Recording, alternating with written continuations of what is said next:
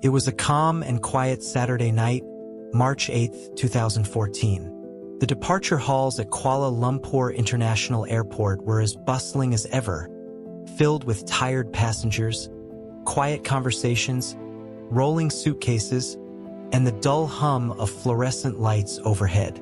Among them were 239 people, passengers and crew, boarding Malaysia Airlines Flight 370, scheduled to fly overnight to Beijing, China. The flight was a routine red-eye, a Boeing 777-200ER, a model known for its reliability. Flight MH370 was expected to take off just after midnight and land in Beijing at 6:30 in the morning. The weather? Clear. The crew? Experienced. The aircraft? Recently inspected. Everything appeared perfectly ordinary. But what was supposed to be a mundane 6-hour journey turned into one of the greatest mysteries in modern aviation history. At 12:41 a.m., the plane lifted off the tarmac, climbing steadily into the night sky. Passengers settled in. Some slept, others watched movies. And in the cockpit, Captain Zaharie Ahmad Shah and First Officer Farrokh Abdul Hamid guided the aircraft as it reached cruising altitude. Then, at 1:19 a.m., just as the plane was about to cross into Vietnamese airspace, Zaharie's voice came through radio. "Good night, Malaysian 370. It was the last known communication from the aircraft. 2 minutes later, 1:21 a.m., the plane's transponder, which provides real-time data to air traffic controllers, stopped transmitting. MH370 had essentially vanished from civilian radar. What followed was a whirlwind of confusion, miscommunication, and rapidly spiraling global concern. The plane never arrived in Beijing. Families waited at the airport. Panic set in. And over the next days, then weeks, the search for MH370 would expand across oceans, delve into shadowy data, and uncover chilling possibilities that no one could have imagined. But here's the thing. In the age of satellites, smartphones, and real-time GPS, how does a massive commercial jet carrying 239 people vanish without a trace? This is the story of Flight MH370, of what we know, what we think we know, and the haunting gaps in between. Let's begin. In the early hours of March 8th, the aviation world was still asleep. When Vietnam's air traffic controllers expected MH370 to check in at 1:22 a.m. and got nothing, they weren't immediately alarmed. Delays happen, pilots forget, but minutes stretched into half an hour, then an hour. At 2:03 a.m., Ho Chi Minh Airspace radioed Kuala Lumpur and asked, "Have you got contact with MH370? KL replied almost casually that they had not. Here's the first critical failure. For 5 full hours, Malaysia Airlines didn't declare the aircraft missing. Official notification came only at 6:32 a.m., when the plane should have already landed in Beijing. By then, MH370 was nearly 5 hours into silence. When the families arrived at the airport expecting joyful reunions, they were met with chaos and whispers. Airline staff shuffled papers. Phones rang non-stop. Conflicting reports echoed. Some relatives were told the flight had lost contact. Others were assured everything was fine. It wasn't. Meanwhile, military and civilian radars told different stories. Civilian radar lost the plane at 1:21 a.m. over the South China Sea.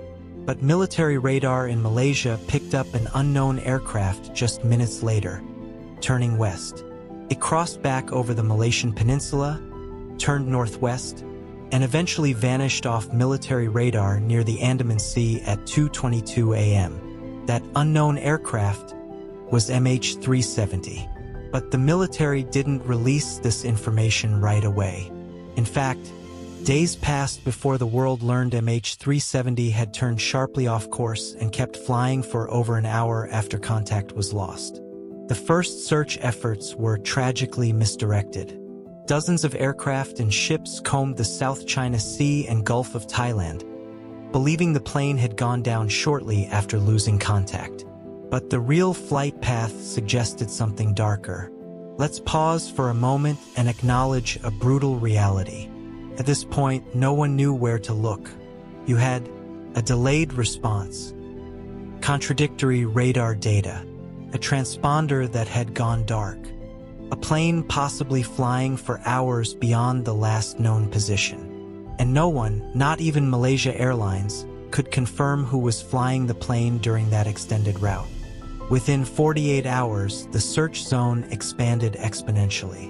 It now covered the South China Sea, Strait of Malacca, Andaman Sea, and eventually parts of the Indian Ocean. 26 countries joined the operation. Dozens of ships, helicopters, and satellites were deployed. Search planes flew grid patterns over thousands of square miles of open water. But nothing, no wreckage, no distress call, no emergency beacon, just silence. Meanwhile, the families, 239 of them, were demanding answers. In Beijing, they gathered in a hotel ballroom turned crisis center. Desperate for news, they sat through long briefings filled with bureaucratic language and vague updates. Some held up photos of loved ones. Others screamed at airline officials.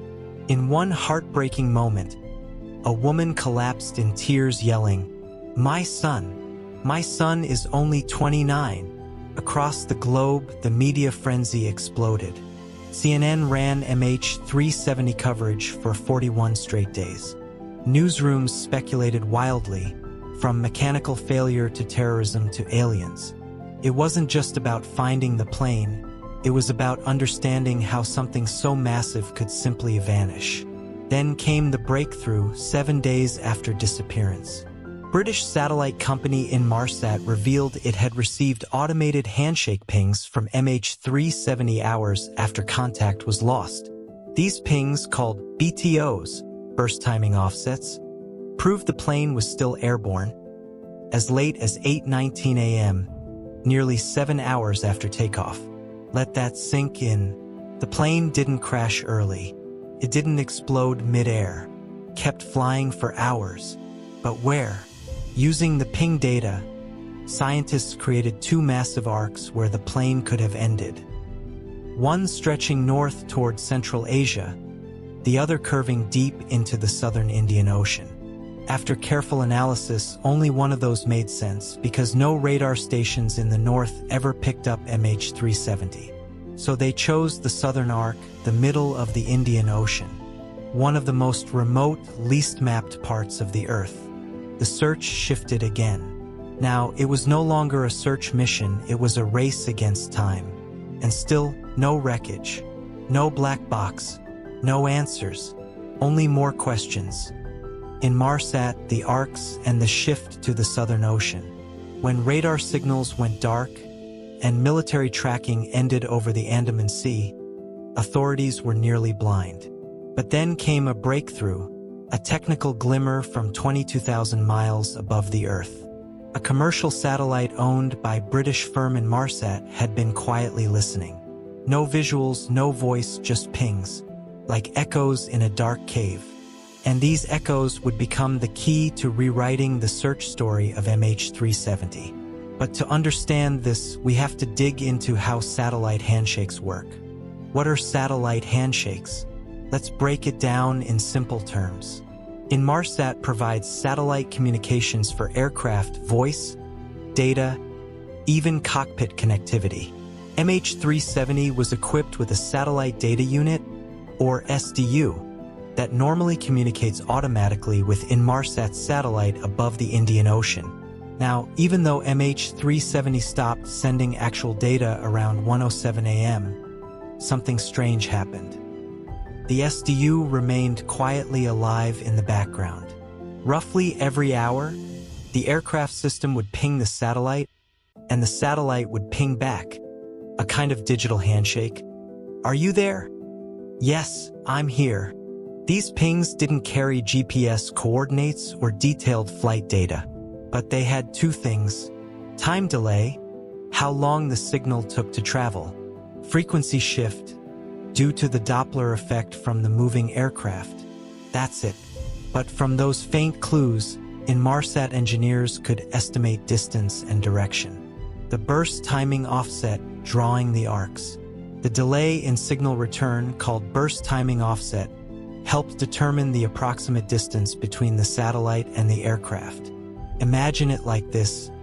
If you shout in a canyon and it takes 3 seconds for the echo to return, you can roughly guess how far the wall is. For each handshake between MH370 and the satellite, they calculated the distance and drew arcs, curved lines across the Earth's surface. The plane could have been anywhere on those arcs at each time ping. When you connect these arcs, you get a flight corridor from Kazakhstan in the north to the vast emptiness of the southern Indian Ocean.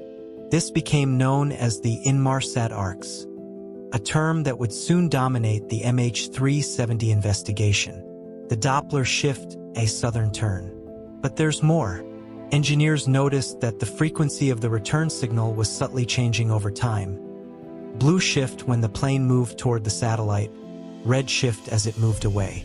This is the Doppler effect, the same principle that makes an ambulance siren sound higher as it approaches and lower as it passes. By studying the Doppler shifts, they realized something profound. The aircraft was almost certainly flying southward, away from Malaysia. So now the picture was shifting. All the initial searches in the South China Sea. Wrong place. The military radar data suggested a ton back. And now satellite pings backed it up. MH370 had made a wide turn westward, global consensus and a new search zone. In a rare move, Inmarsat shared their data openly. Boeing engineers, British AIB officials, and international aviation experts pored over the figures. The conclusion was stunning. MH370 likely flew for 7 more hours after radar contact was lost, ending somewhere along the 7th Arcade, deep in the southern Indian Ocean. This wasn't just theoretical. The data fit. The timing matched the plane's fuel endurance. The arc's southernmost points were desolate, thousands of miles from any landmass. On March 24, 2014, the Malaysian Prime Minister made a somber announcement.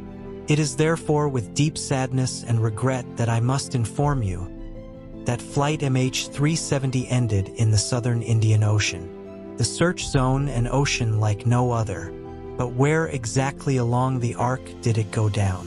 The final handshake, known as the 7th ping, came at 8:19 a.m. Malaysian time. But that was just the last trace. It didn't include coordinates. It didn't even confirm a crash. Just that the satellite still heard the plane. Using fuel estimates, speed models, and simulations, search experts plotted potential endpoints. The result: a 60,000 square kilometers patch of ocean, roughly 1,500 miles southwest of Perth, Australia. And here's where it gets more complex. The area was absolutely brutal. The southern Indian Ocean is notorious for rogue waves, 6,000-meter deep trenches, undersea volcanic ridges, months of fierce winter storms. This wasn't like searching for a needle in a haystack. It was like searching for a lost message in a hurricane. How they searched the depths. Australia took the lead, alongside China and Malaysia. The search involved satellite imaging, underwater mapping, and deep-sea drone technology. At first, surface ships scoured the waves. They used sonar buoys to listen for black box pings, which emit signals for about 30 days. Some promising sounds were detected in April 2014, but they turned out to be false leads, likely from oceanic sources or even equipment interference. As days turned to weeks, the search went deeper, literally. They launched autonomous underwater vehicles, AUVs, equipped with side-scan sonar. These robots could dive 6 kilometers deep and see the ocean floor with sound. And what they found was stunning, but not MH370. They mapped underwater volcanoes, ridges, canyons, even ancient geological formations that had never been recorded. By the end of 2016, they had searched over 120,000 square kilometers with no trace. It was the most expensive underwater search in history. The log-on mystery: was there a power loss? There was one final eerie twist in the Inmarsat data. At 1825 Universal Time Coordinated, around 1 hour before the final handshake, the satellite recorded a log-on request from MH370's satellite system. What does that mean? Experts say this could indicate a power interruption.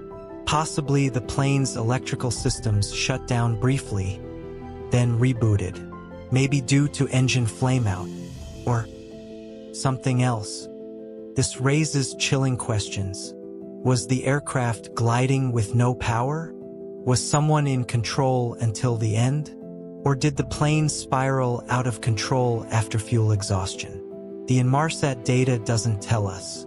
It only confirms the ghostly handshake resumed, then ended an hour later, forever. The silence that followed.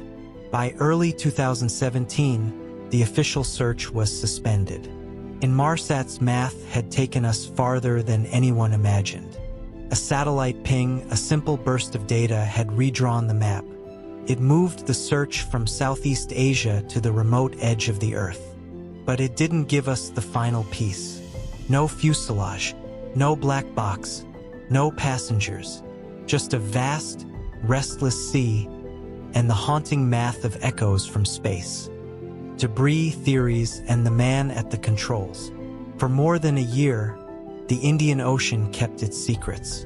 No aircraft, no bodies, no debris, until something washed ashore.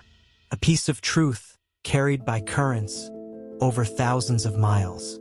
And with it came new questions about where MH370 had gone and who might have taken it there. This part of our story moves from the bottom of the sea to the man in the cockpit. The first piece, the flaperon in Réunion.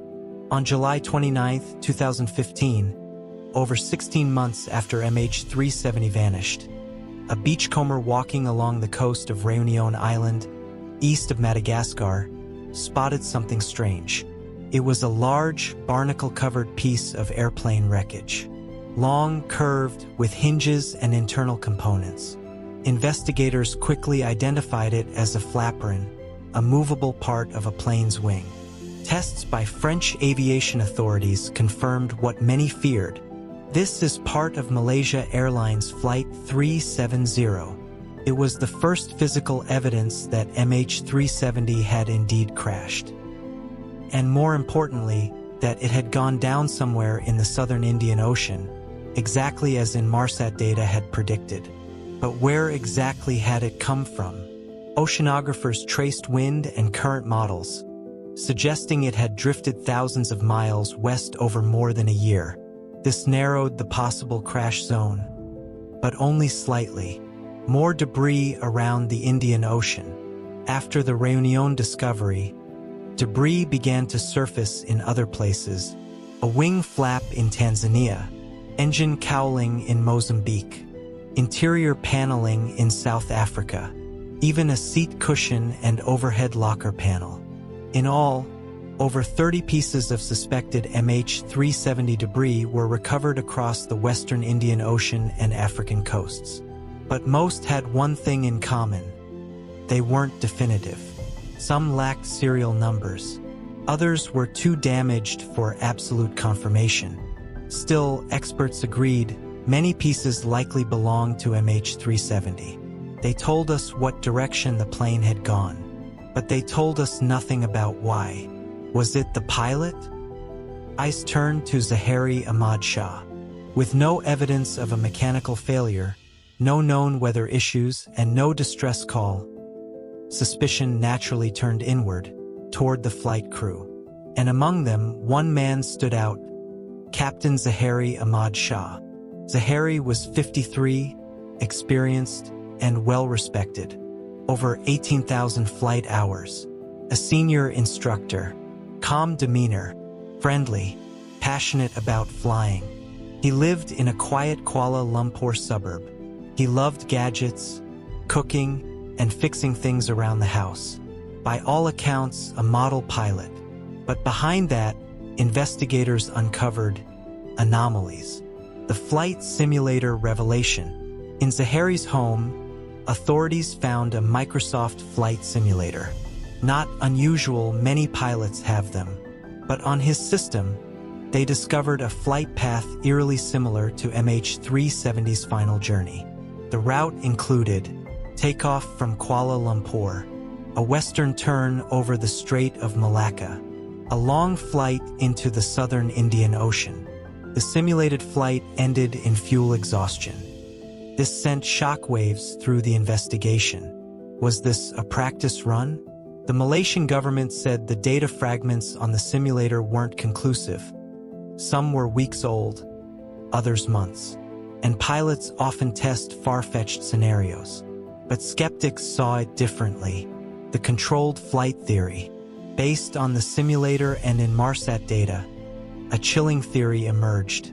MH370 was deliberately flown off course, and someone was at the controls to the very end. This theory gained traction when experts reviewed the BFO values, the frequency shifts in the satellite handshake. The final 2 pings suggested a rapid descent. But the curve was too smooth for a chaotic dive or midair breakup. It looked controlled, steered. Former NTSB officials and airline captains argued. Only someone actively flying the plane could manage such a stable, fuel-efficient path into the ocean. So who? Was it Zaharie? Motive? Mental health? Political tensions? Here's where things get murky. Some claim Zaharie was emotionally distressed, that he was lonely, his marriage strained, and he had recently supported opposition leader Anwar Ibrahim, who had been jailed just hours before the flight. Others suggested he may have suffered a mental breakdown or wanted to stage a murder-suicide. But close friends, family, and colleagues strongly rejected this. They said Zaharie loved flying. He was planning a family trip. He showed no signs of depression. And the simulator flight? Coincidence. A training exercise. The Malaysian government also stood by him, publicly. So, was it him? Or someone else? The co-pilot and crew. Co-pilot Farik Abdul Hamid, just 27, was on his final training flight before full certification. Described as cheerful, competent, and quiet. He had no simulator at home, no controversial views, no behavioral red flags. The rest of the crew, experienced, professional, and without any obvious connection to the disappearance. None of their families, phones, or bank accounts showed signs of unusual activity. But here's a haunting fact. No one else had access to the cockpit after takeoff unless invited in. The cockpit door locks from the inside. Once closed, it stays closed. If one pilot was alone, the other could have been locked out. Just like Germanwings Flight 9525, where a suicidal co-pilot crashed a plane into the Alps in 2015. But in MH370's case, there was no confirmed motive. No suicide note. No manifesto. Just absence. Other human interference theories. Not everyone believes the pilot theory. Some propose a hijacking scenario, perhaps by passengers or stowaways. Could someone have breached the cockpit? Unlikely, not without a struggle or a message. Others point to military interception, a rogue state, miscommunication, accidental shootdown. But again, no radar record, no confession, no debris to support it. There's also the cargo theory. Some speculate about dangerous lithium batteries on board catching fire, incapacitating the crew. The elephant in the room, lack of transparency. Throughout the investigation, many criticized Malaysia Airlines and the Malaysian government for a lack of transparency. Radar data wasn't shared early. Military records were withheld. The families were often the last to know. Journalists and aviation experts like Jeff Wise and Florence DeChangi published books accusing authorities of withholding key information. Even the final Malaysian investigation report, released in 2018, ended with frustration. It found no definitive cause, no evidence of pilot suicide, but admitted the aircraft was manually turned back. A conclusion without a conclusion. Portrait of uncertainty. So where does that leave us? Here's what we know and don't know. White heavy check mark, we know MH370 deviated from its course. White heavy check mark, we know it flew for 7 hours toward the Indian Ocean. White heavy check mark, we know satellite data backs this up. White heavy check mark, we know wreckage washed up, far from the last radar fix. White heavy check mark, we know someone disabled key systems. But cross mark, we don't know why. Cross mark, we don't know who was flying. Cross mark, we don't know where the wreckage lies. Cross mark, and we may never know the final moments inside that cockpit. It is the greatest aviation mystery of the modern era, and the world is still waiting for answers. Wild theories, private investigations, and global obsession. For many, the official investigations weren't enough. The unanswered questions, the debris that didn't explain the story, the silence from governments, it left a vacuum, one that was quickly filled with theories, speculation, and in some cases, obsession. MH370 became more than a mystery. It became a puzzle the world refused to stop trying to solve. And so began a new phase of this story, where independent investigators, conspiracy theorists, and citizen sleuths took center stage. The rise of citizen detectives. In the absence of concrete answers, a wave of online communities formed. Reddit threads, aviation forums, YouTube breakdowns, satellite image groups on Facebook. Thousands of people from around the world began analyzing flight paths, satellite data, ocean currents, and even drift patterns of barnacles on debris. One such group, led by Blaine Gibson, an American lawyer turned debris hunter, personally searched East African beaches. He found and delivered multiple pieces of suspected MH370 debris to authorities. His efforts weren't funded by any government. He simply couldn't let go. The Jeff Wise theory, hijack into Kazakhstan. One of the most controversial figures in the MH370 investigation is journalist and science writer Jeff Wise. He believes MH370 didn't go south, but north. His theory? The plane was hijacked, not by passengers or terrorists, but via the electronics bay beneath the cockpit. He points to the SDU reboot at 1825 as the moment someone physically manipulated the satellite system. Wise suggests the Inmarsat data could have been faked or spoofed. And where did the plane allegedly go? Kazakhstan. Wise theorizes the plane landed at a remote former Soviet base in Central Asia. He believes it was a political act, possibly tied to Russian operatives, and that the plane's transponder silence was intentional. Most aviation experts dismiss this as science fiction. But in a case like this, anything that fits the timeline seems at least plausible. And that's the danger. Florence DeChangi, the cover-up narrative. Another high-profile theory comes from French journalist Florence DeChangi, author of The Disappearing Act. Her bold claim? MH370 never went south. It was shot down near Vietnam. According to her, the cargo manifest was suspicious, including over 2 tons of unaccounted electronics. MH370 was intercepted by U.S. military aircraft in the South China Sea after refusing to divert. It was shot down by mistake, and the debris buried both literally and politically. She argues the entire Inmarsat southern arc is a fabrication, and the global search effort was a diversion. Again, there's no hard proof, but it illustrates a broader issue: mistrust. When governments withhold data or give conflicting timelines, the public fills the gaps with whatever narrative feels most coherent. The Diego Garcia conspiracy. One of the earliest viral theories was that MH370 landed or was taken to Diego Garcia, a highly classified U.S. military base in the Indian Ocean. Supporters of this theory note, it's within the southern arc. The base has a long runway capable of handling a 777. No debris was found near Diego Garcia, and the U.S. military was strangely silent about its radar data during those critical early hours. However, no credible evidence has ever supported this theory, and both the U.S. and Malaysian governments have denied any involvement or knowledge. Still, it lingers like a ghost. Remote hijacking and cyber control. As technology advanced, new fears emerged. Could MH370 have been hijacked remotely? Modern aircraft are highly computerized. Fly-by-wire systems, autopilot modes, satellite uplinks.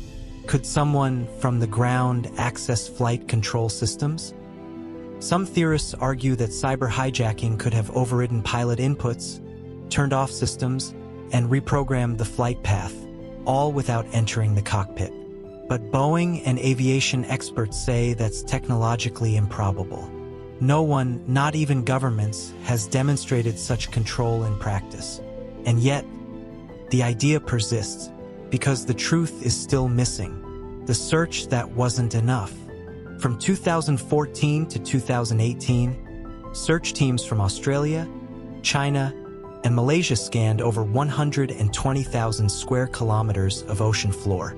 Using sonar, underwater drones, and deep-sea imaging, they mapped terrain never before seen by humans. They found shipwrecks, volcanic ridges, and even ancient lava flows. But not MH370. In 2018, a U.S. company called Ocean Infinity joined the search. Their ships, loaded with autonomous underwater vehicles, scoured the southern arc even deeper. But again, nothing. So the question is, did we search the wrong place? Or did we search too late? Oceanographers now believe the debris drift data may have been misinterpreted, that the crash zone might lie just north of the original site. In 2024, Ocean Infinity announced a new mission, the most advanced yet, and hopes were rekindled. The deep human cost. The mystery of MH370 is about data, technology, geopolitics, and search patterns.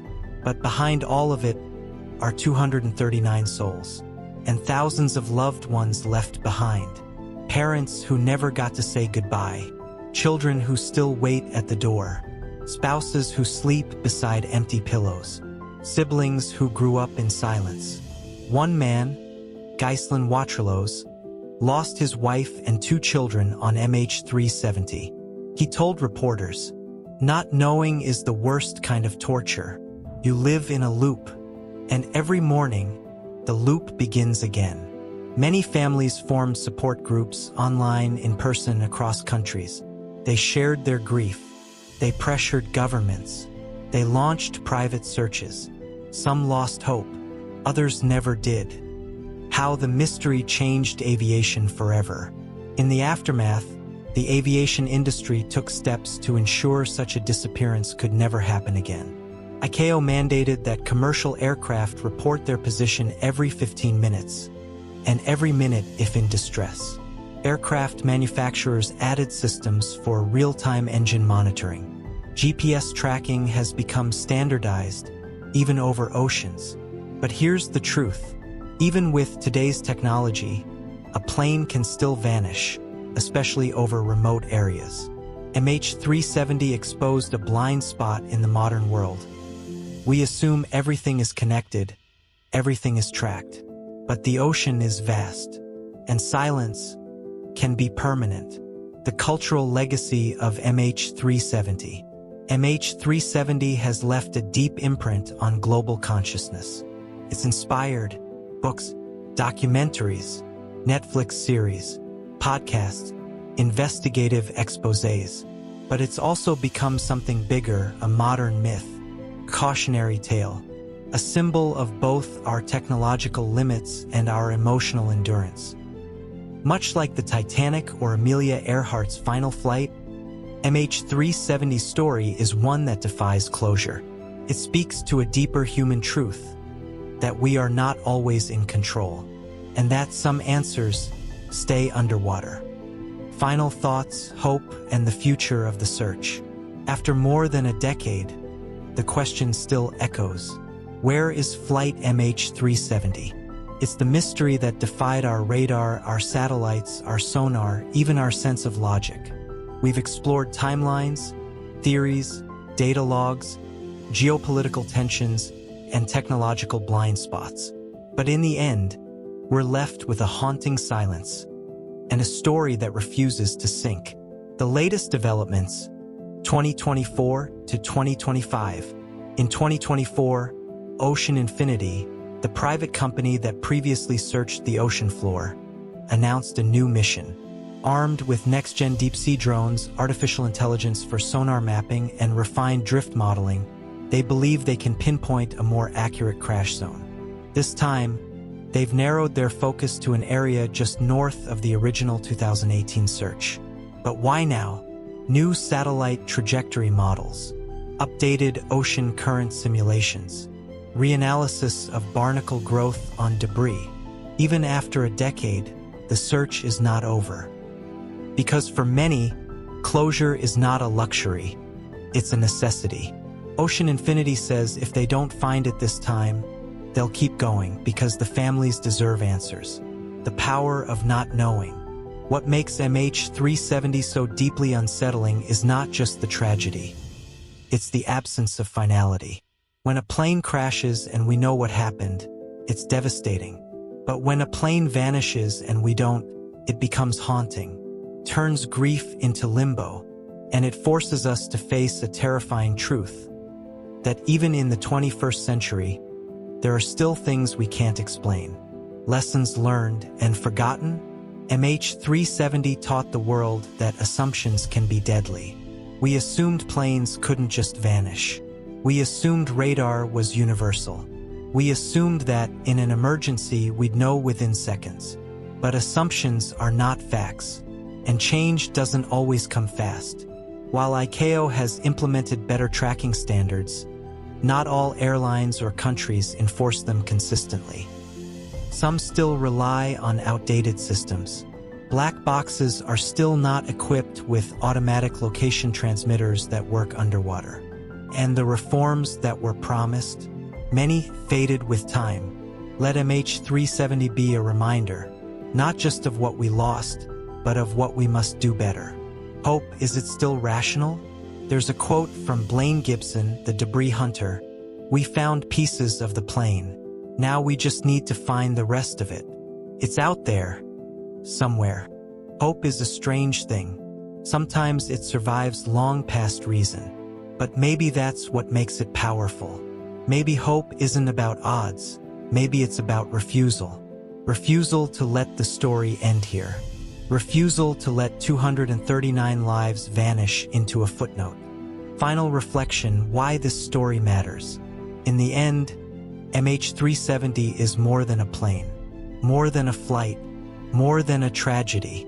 It's a symbol of our modern world's illusion of control, a symbol of how fragile our certainties are, how thin the line is between routine and catastrophe. Maybe one day we'll find the wreckage. Maybe one day the black box will speak. Maybe one day we'll know. Until then, we remember, we search, and we never forget the flight that vanished, and the people who never came home. This is the story of Malaysia Airlines Flight MH370.